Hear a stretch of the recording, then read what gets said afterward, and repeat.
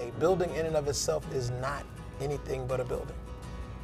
The value of a sustainable building is that it educates the people in the building who then go and begin to pollinate that inside of their own communities and their own homes. And that's where you actually have a significant impact above and beyond what the building can provide in so many different ways.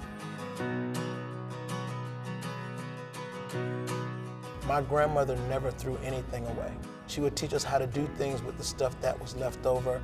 Tin cans would become toys. The old plastic rings that used to be on the old beer cans would become a woven part of a trash can that she might make. The lessons that she was giving to me then about being responsible and thinking about people downstream and not throwing things away, or waste is always equivalent to food. Like, you didn't think about it as something that was a quote-unquote sustainable conversation. It was just my grandmother giving me the values and morals that she felt like I should have.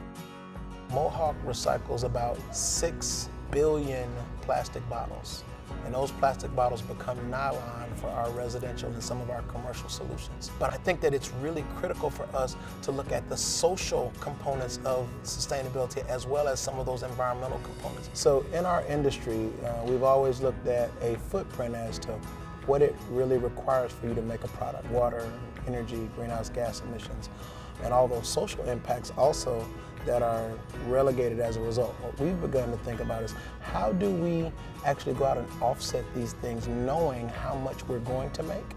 And we go out and we make positive contributions to the community with a hand, lifting out forward and eliminating these attributes prior to actually making the product. So you're creating a handprint rather than a footprint. We did a project with Morehouse College that reduced water by approximately 1.2 million gallons. The water conservation effort was our effort to go out and purchase shower heads. They were able to reduce their water bill inside of inner city Atlanta, which is pretty expensive. One of the new hand printing projects that we're doing is solar flowers.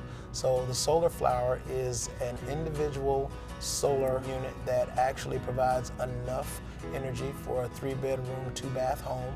We are actually installing 10 of these over the next 3 years inside of inner city communities. We've already installed one inside of Chicago, a second one going up in Eden, North Carolina, putting it into an educational STEM program where students will be able to benefit from that.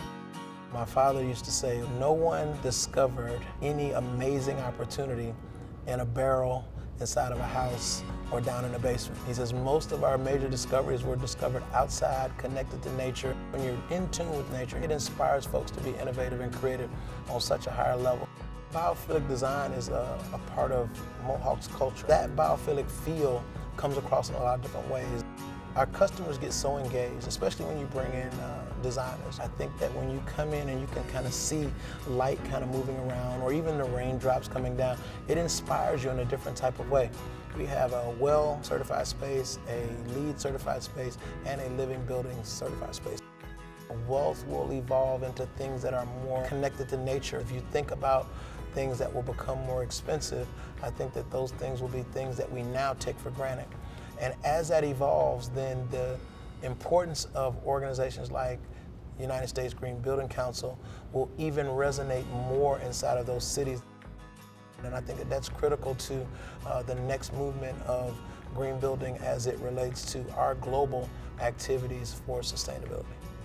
Living up to the award now starts with tomorrow. Continuing to do that work is what drives me every day to come and seek and conquer sustainable opportunities.